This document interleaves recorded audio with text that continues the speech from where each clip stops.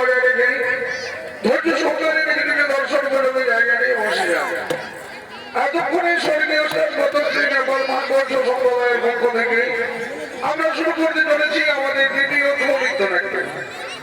তাই এবার আমরা যে পালা দেখাবো সে পালার নাম হলো গয়াসুরের বুকে বিষ্ণুর মালবদ্ধ স্থাপন ও বর্ত ধামে পিণ্ডদানের কথা। গয়াসুরের বুকে বিষ্ণুর মালবদ্ধ স্থাপন ও বর্ত ধামে পিণ্ডদানের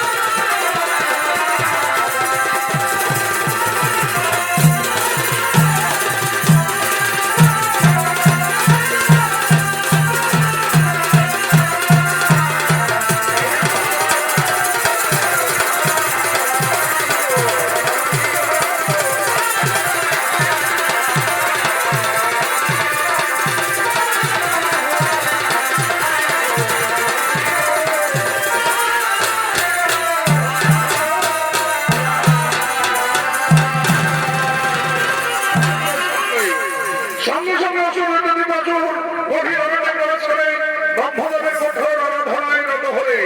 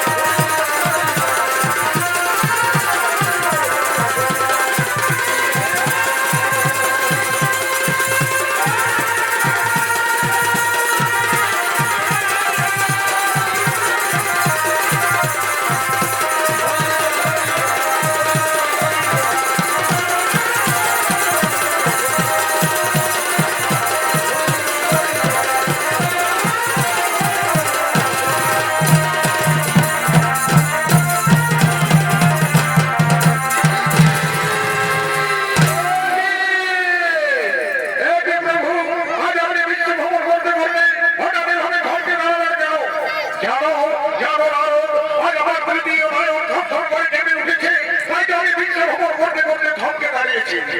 জানো জানো নারদ, যেদিন অসুর দৈত্য হিরণ্যাক্ষ অমরত্ব গৌরব করেছিল, সেদিন আমার তৃতীয় বছর এভাবে কেঁপে উঠেছিল। তুমি দেখো না নারদ, আমার কি কোনো অসুর দৈত্য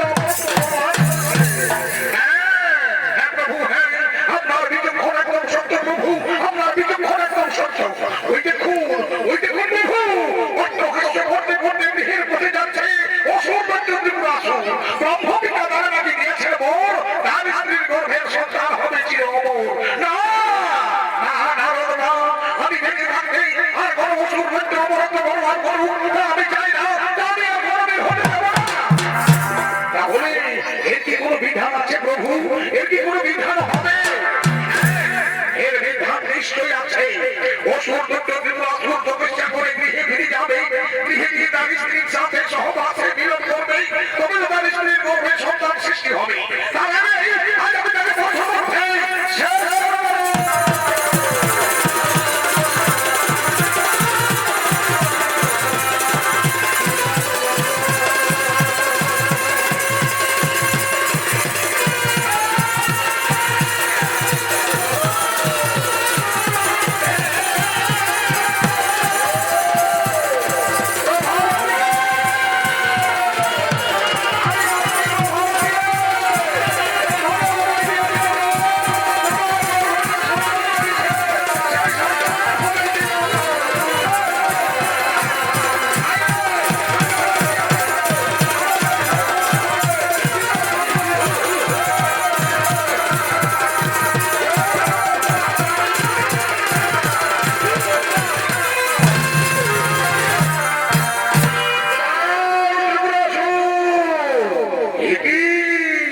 আজ আমি তপস্যায় সন্তুষ্ট করলাম ব্রহ্মদেবের জন, আর প্রথম মধ্যে হইল আমার মহেশ্বর। আজ আমি বড়ই ভাগ্যবান। ওরে মূর্খ দেবরাসুর, ব্রহ্মদেবের কাছে বরবাদী হয়ে অট্টহাস্য করে কাপাস ত্রিভুবন, কিন্তু আমি বেঁচে থাকতে তোর মনে আশা করবি না হবে। ওরে মূর্খ, তুই তপস্যা করে গৃহে ফিরে যাবি, গৃহে গিয়ে তোর স্ত্রীর সাথে সহবাসে মিলন করবি, তবে তোর স্ত্রীর গর্ভে সন্তান সৃষ্টি হবে।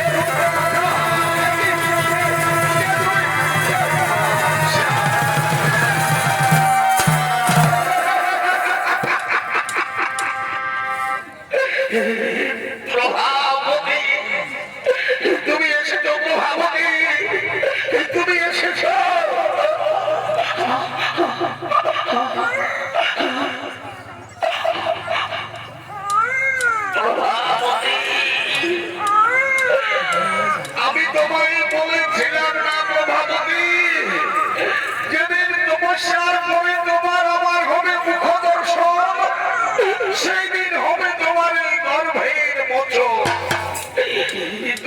দেখো, তুমি দেখো তো প্রভাবতী, আমাদের কি সন্তান হয়েছে প্রভাবতী, আমাদের কি সন্তান হয়েছে।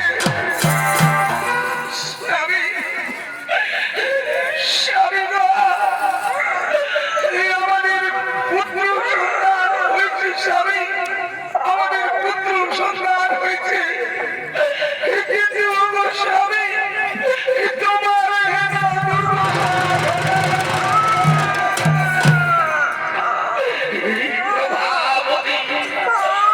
আমার অবশ্যই সন্তুষ্ট হয়ে তোমার গর্ভে আছিলেন, তোমার গর্ভে যে সন্তান রয়েছে সেই সন্তান হবে চিরই অমর। কিন্তু দেবাদিদেব মহাদেবরা সহ্য করতে পারলেন না, মহাদেব ভুল ভাবলেন, মহাদেব ভাবলেন আমি তপস্যা করে গৃহে ফিরে যাব, গৃহে গিয়ে তোমার আমার মিলন হবে, তারপরে তোমার গর্ভে সন্তান সৃষ্টি হবে। তোমার আর আমার জীবনে যাতে কোনদিন আর মিলন না হয়, তাই আমাদের প্রথম গর্ভে নিরস্ত অবস্থায়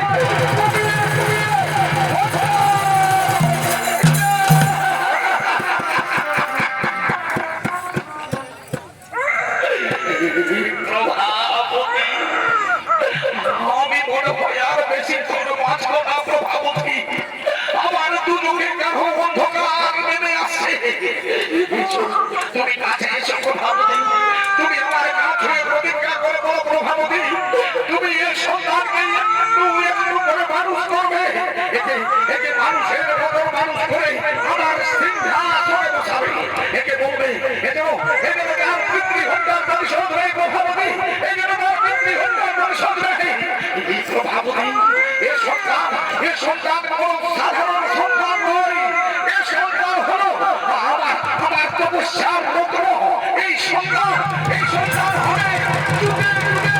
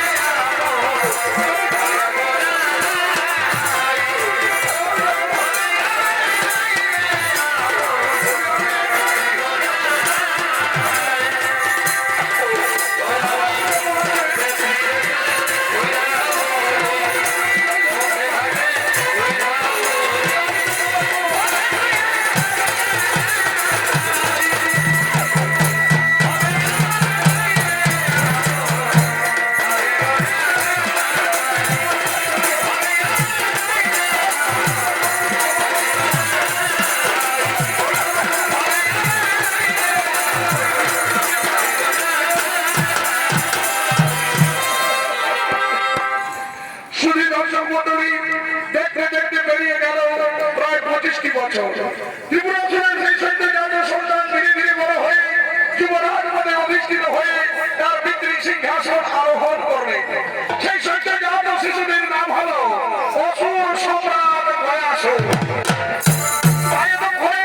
সেই অসুর সম্রাট গয়াসুর তার পিতৃ হত্যার প্রতিশোধ নেওয়ার জন্য সসৈন্যে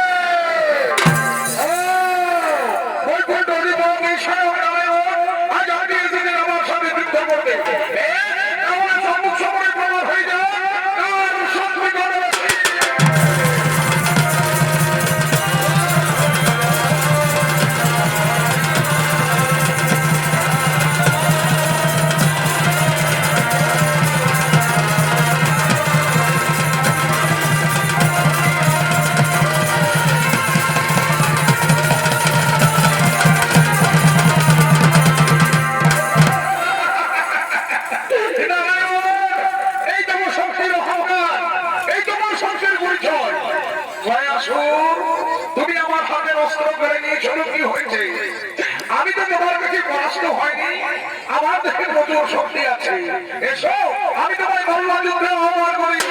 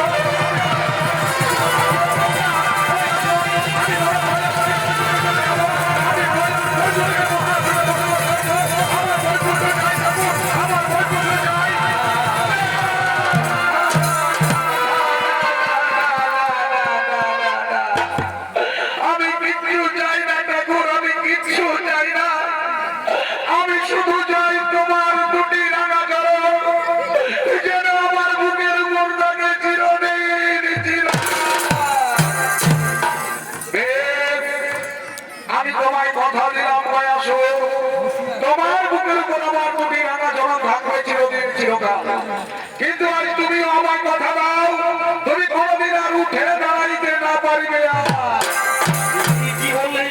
কি বলে ঠাকুর, আমি আর কোনদিন উঠে দাঁড়াইতে না পারিব। তাহলে আমি তোমায় কথা দিলাম, যদি প্রতিদিন আমি পাই পিণ্ড, যদি প্রতিদিন আমার বুকের উপর কোনো পিণ্ড, তাহলে আমি কোনদিন উঠে দাঁড়াইব।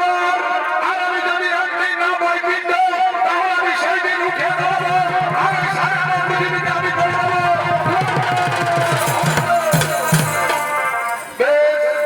আমি তোমায় কথা দিলাম বয়াসু, তুমি প্রতিদিন পিণ্ড পড়বে, তোমার বুকের উপর প্রতিদিন পিণ্ড পড়বে। তাহলে এই দেখো ঠাকুর, আজ আমার দেওয়া কথা বলো, আমি এই পৃথিবীর উপর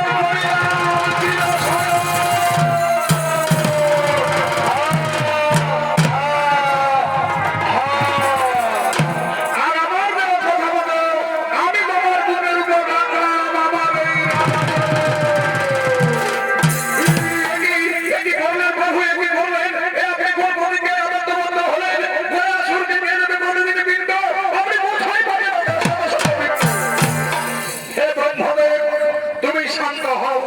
হে দেবাদিদেব মহাদেব, তুমিও শান্ত হও। হে ব্রহ্মদেব, আজ থেকে মানুষের জন্ম আর কোন নির্দিষ্ট ঋতুতে নয়, আজ থেকে তুমি মানুষ সৃষ্টি করবে প্রতি ক্ষণে ক্ষণে, দিবা রাত্রিতে, লক্ষ লক্ষ হাজার হাজার। আর আমি দিলাম সেই লক্ষ লক্ষ হাজার হাজার মানুষের পালনের ভার। আর মহেশ্বর, তুমি প্রতিক্ষণে করে যাবে সেই লক্ষ লক্ষ হাজার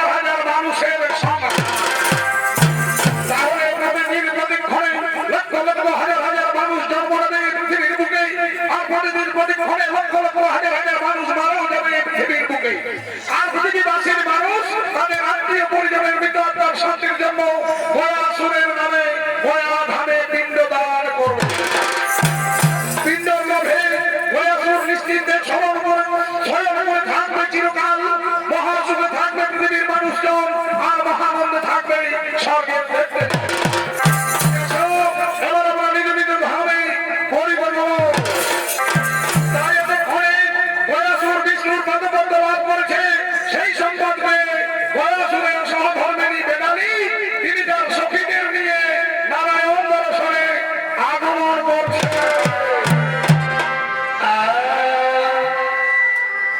এ ভাই দুজনাই শপথ করেছি বাইরের কুলের তলে।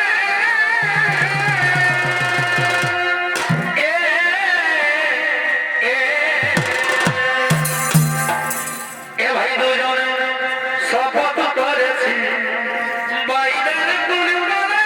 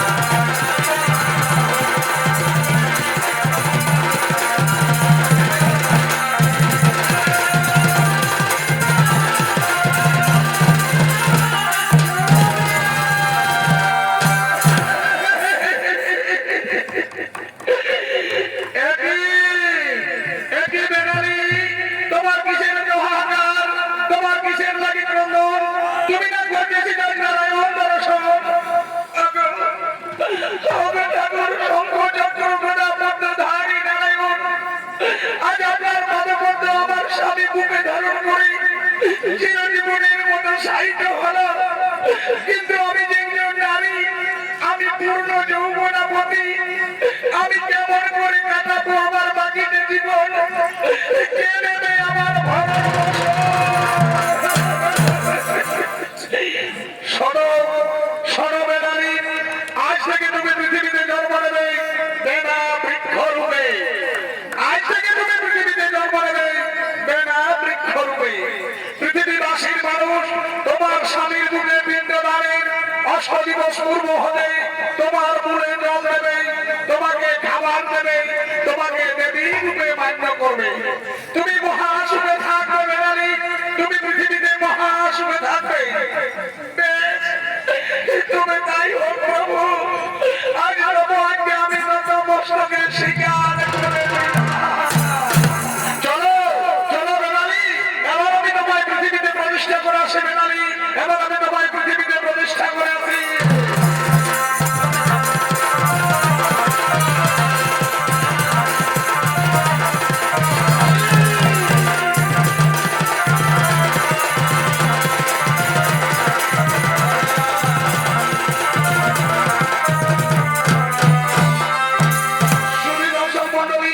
এরপর থেকে আমাদের মধ্যধামে শুরু হয়েছিল পিণ্ডদানের প্রচলন, এরপর থেকে মধ্যভূমে শুরু হয়েছিল পিণ্ডদানের প্রচলন। তাই সেই পিণ্ডদান কাজে সহায়তা করার জন্য কয়েক ধামে এগিয়ে আসছে লাপিত ও পুরুষ ঠাকুর।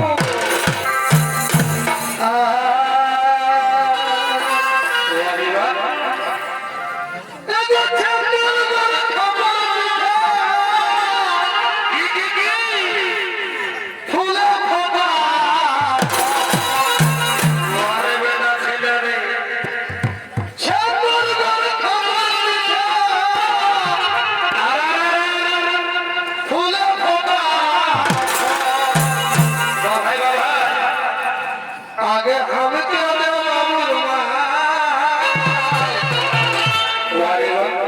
লাগছে দমে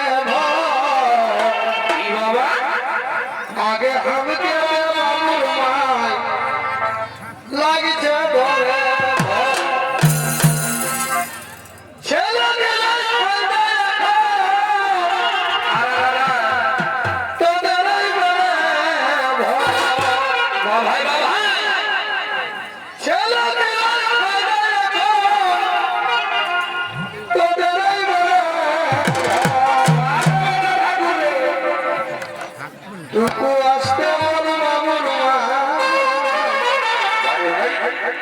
শুনছে কত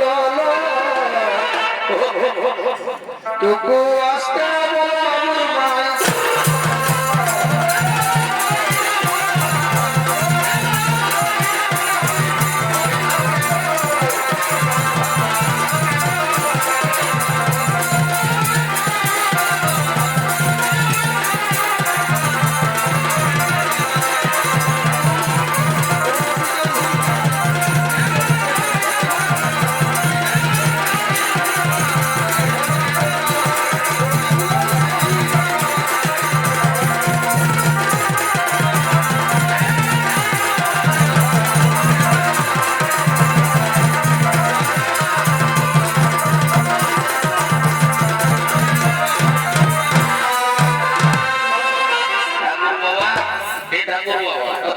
তোমাকে গোল করছি বাবা, তোমাকে গোল করছি। সুখে থাক বাবা, সুখে থাক রে বেটা, বহু নিয়ে সুখে থাক। কি ঠাকুর বাবা, আই দেখো বাবা, আমি ঝুড়ির মধ্যে সব ফুল পালা তুলে দিয়েছি। তোমার যখন যেটা দরকার হয় তুমি নিয়ে ধুয়ে আমার পিন্ডি শান্ত করবে কেমন? আই দেখো বাবা, আমি এখানে রেখে দিয়েছি। গোল করছি বাবা, গয়া ঠাকুর যেমন বসে সুখে থাকি। এই ঠাকুর বাবা, আমি তাইলে এখন আসছি কেমন? এই বাবা, তুই তো বড় যে ধরলাম পড়িস নি, এই মাত্র আসতে আসতে বলছি আমি যাচ্ছি ঠাকুর বাবা। এই ঠাকুর বাবা, আমি বড় ঘর যাচ্ছি। হে, আমি যাচ্ছি ওই সাত ঘরের ভিতর থেকে, বুঝেন? আজ সাত ঘর উঠে আজ খাসি কাটবো, আজ বাবা টুটির থেকে হিলাই হিলাই ভোজ খাবো। এই বাবা, তুই ভোজ খাবি, তুই খাসি কাটবি। তবে শুনিলি শুনিলি রে বাবু, শুনিলি বলছি যখন খাসির মাথাটা ঠাকুরকে দেবে, বুঝলি তো? ওইটার খেঁচাটা একটু লম্বা করে রাখবে। এ ঠাকুর বাবা, যখন থেকে আমার লাগি ধরে নাই আমি তখন থেকে লাফালাফি করছি। এটাও কি আমাকে শিখান দিতে হবে? জানো ঠাকুর বাবা, আমাদের গায়ে ঘরে কি একটা কথা আছে, বলে কি যে ঠাকুরদের ভাগ ওঠে খেঁচাটা, আর আমাদের লাপিতদের ভাগ ওঠে নাকি পেছাটা। ঠিকই বলেছিস বাবু, ঠিকই বলেছিস। এ ঠাকুর বাবা, তাহলে আমি এখন আসছি কেমন?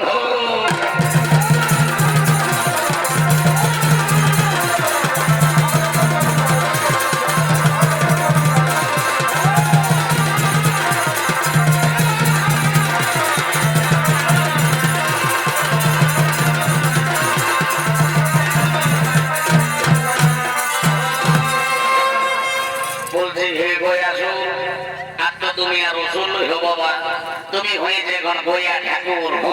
গড়ি করছে বাবা, তোমাকে গড়ি করছে। বলছে হে গয়া ঠাকুর, তুমি যেমন আমার বাপ চোদ্দ পুরুষের কাছে পূজা পাশা নিয়ে বাবা নির্জালা ঘুমাই আছো, এরকম নির্জালা ঘুমাইয়ে থাকবে। আমি লইতন ঠাকুর উঠি, আমি অত ভালো বন্দর ফন্দর বলতে নাই পারি, আমি কখনো কখনো খাতাতে ঘুমাইনি। যাক বাবা, ওই ঘাটে উঠা লোক গেলে আসার আগে আমি তোকে তেমন ভুল পালা লাগবো জাগরি করি। শুধু দর্শক মন্ডলী, পৃথিবীতে শুরু হয়েছে পিণ্ডদানের প্রচলন। তাই পৃথিবীবাসীর মানুষ তাদের আত্মীয় পরিজনের বিদ্যার শান্তির জন্য তারা ঘোর কর্ম সমাধান করে ধীরে ধীরে এগিয়ে আসছে সেই গয়া ধামের দিকে। হই হই বলো, হই হই বলো, হই হই বলো।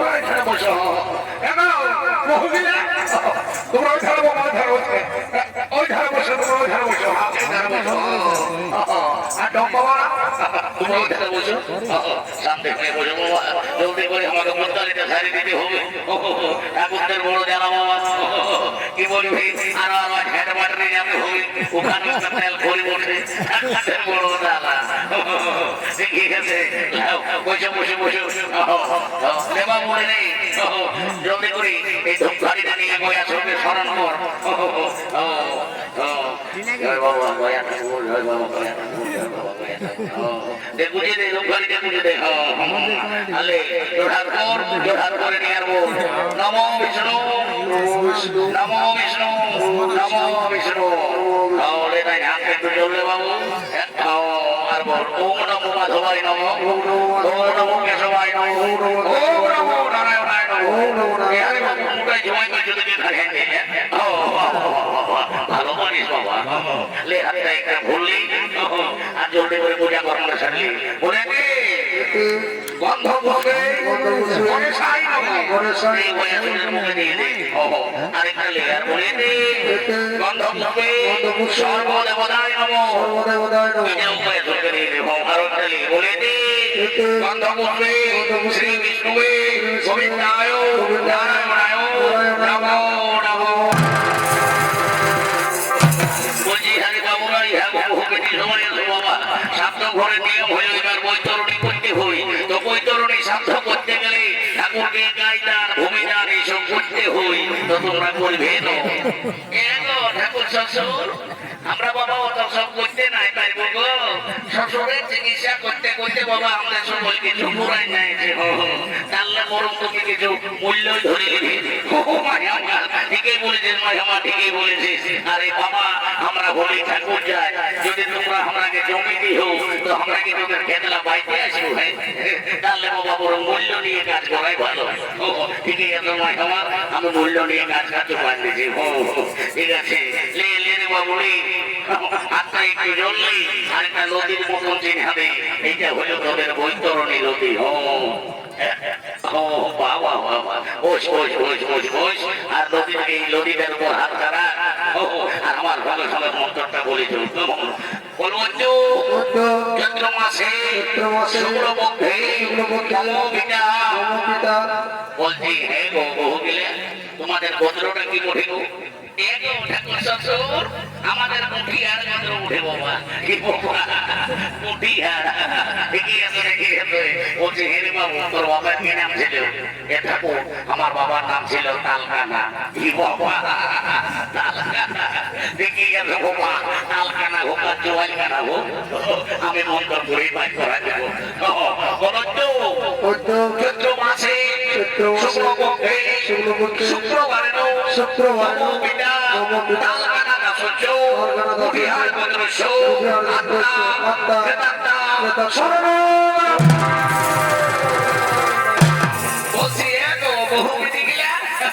বৈতরণী করার সময় বাবাটুকু কান্না কাটি করতে হই যদি বাড়ি ভেতরে কি বলবো বাবা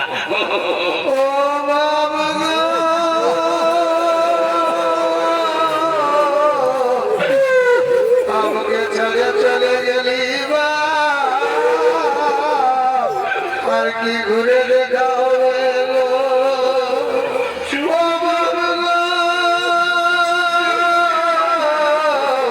তুই যখন বাঁচে ছিলি বা কত বেগুন কুদলে মাংস ভাজা এনে খাওয়াতে গো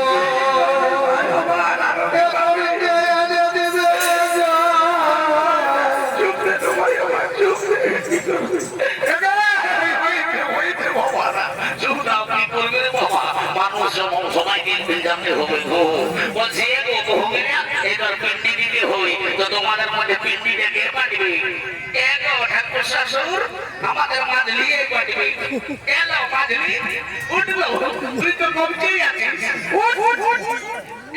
ঠাকুর শ্বশুর সেই দেখো বাবা আমি আগে পাটি তোমার একটু ভিড়ে রেখে দিয়েছি ও ভাই আমার ঠিকই করছিস ভাই আমার তুই বড় কাজের বহু উঠিস বাবা যেমনি তোর রূপ তেমনি তোর গুণ তোর মতো গুণবতী রূপবতী বহু বাবা এই ঘর মহত্তম করতে ঘরে ঘরে হয় রে বাবু রে জলদি করে পিন্ডিটা দিয়ে দেন বাবা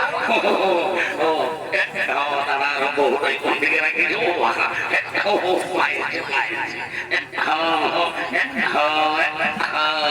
এবার আমার সবে তুই মন্ত্রটা বলি যা কেমন বলে তো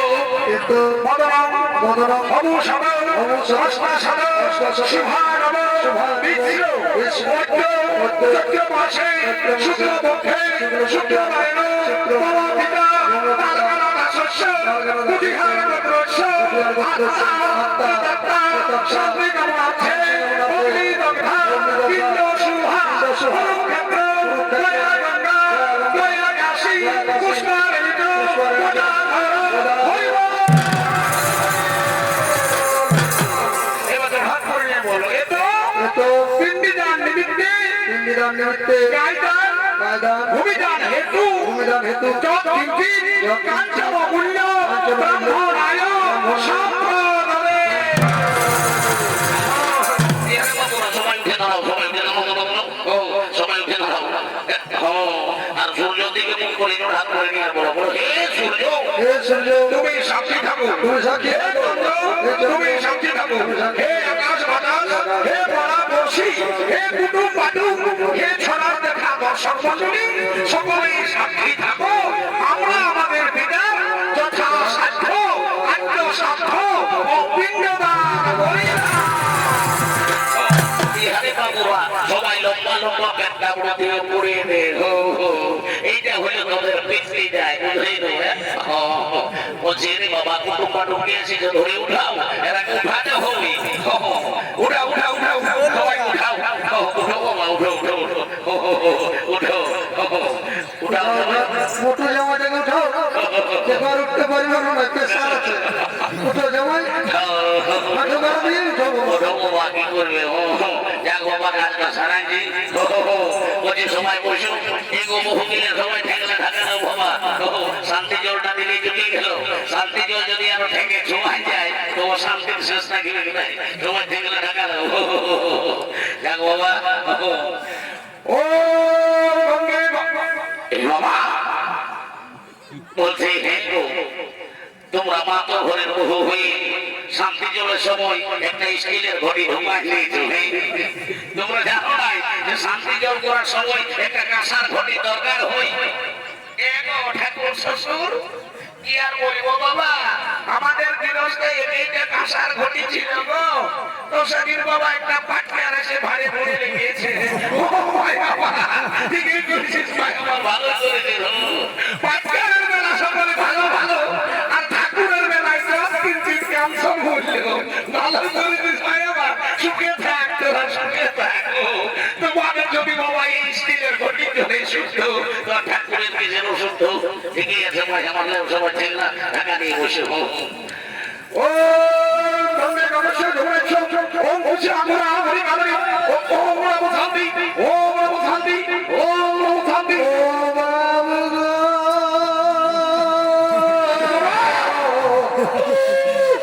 আমাকে ছেড়ে চলে গেলি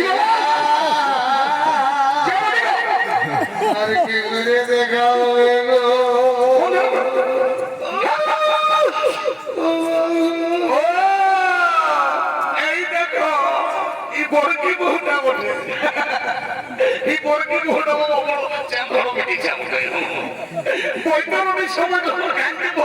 তখন এত বড় কামড়ে নাই বেটায় মোটা ঢাকা দিয়ে মোটো মোটো দিয়ে মোটা ওয়ার হোটেল পার করে হল দিতেছিল আর একটু দেখছো যখন বলছি শান্তি জলটা দিব তখন কেমন কানার মতো আছে বলি তোর কি হয়েছে মনের দুঃখটা আজ পাঁচ কুটু মাসিতে সবার কাছে খুলে বলবো কি বল বাবা বল কি আর বলবো বাবা আমরা তো শ্বশুরের পিন্ডি শান্ত করলি গো কিন্তু আমার পিন্ডি কে দিবে বাবা আমার মেয়ে এগুলো ইনকাম ছেলে ছিল জন্মে নাই গো এই জন্য তোরে তো আরাম তুই শান্তি মনে শান্তি জলটালে আমি 100% গ্যারান্টি দিয়ে বলছি আর সে বছরে বন্দি কেন দেখবে তোর ছাইয়ে ছুঁয়ে ঘর তোমার ভরি হয়ে যাবে তখন মাই আমার হুড়কা দিয়েও দেখবি যে কাঁদে লাগবে লে লে ভাই ঠেকলা ঠেকা ও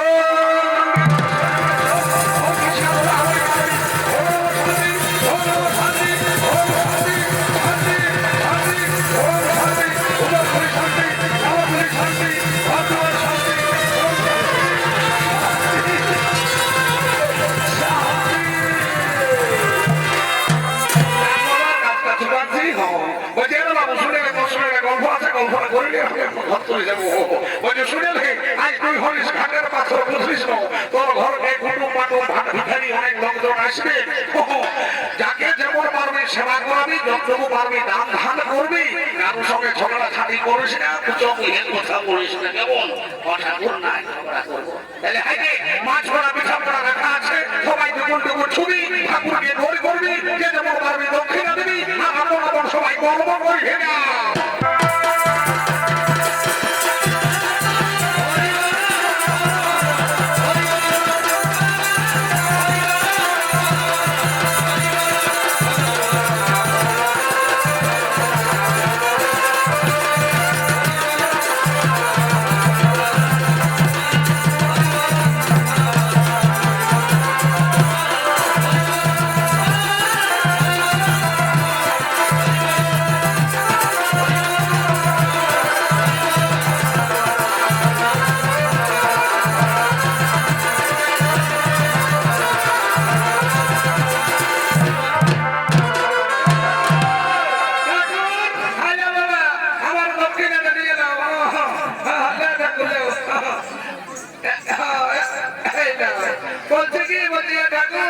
তুমি ইয়ার মন্ত্র দেওয়ার ঘরে ঢুকান দিয়ে কষে টানা পুত্তালিতে ঢুকান দিয়েছো।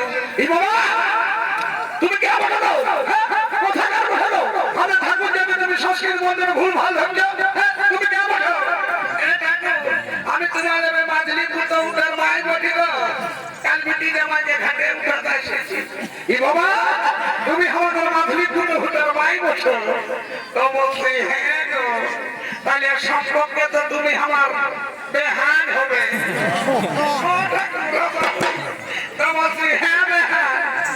তুমি আমার সংস্কৃতি মন্ত্র ভুল ভাল ধরছ, তুমি সংস্কৃতির কিছু বুঝো নাকি? আমি 1985 সালে না আরসা কলেজে সংস্কৃতি অনার্স করেছি। তুমি 1985 সালে আরসা কলেজে সংস্কৃতি অনার্স করেছো। আমি 1985 সালে ওই আরসা কলেজে বাংলা ডিপার্টমেন্টে ছিলি রে বাবা। ওই জন্যই আমি তোমাকে তো চিনছি না ঠাকুর।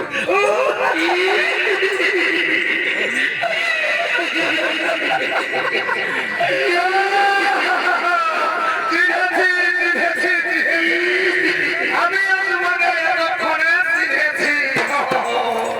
তাইলে তুমি সেই কাগজি তোমার জিনিসটা মতো নাই তোর বড় চিঠি লিখতে বাচ্চা তোমাকে তোমাকে বসে চিকন চিকন দেখাচ্ছে।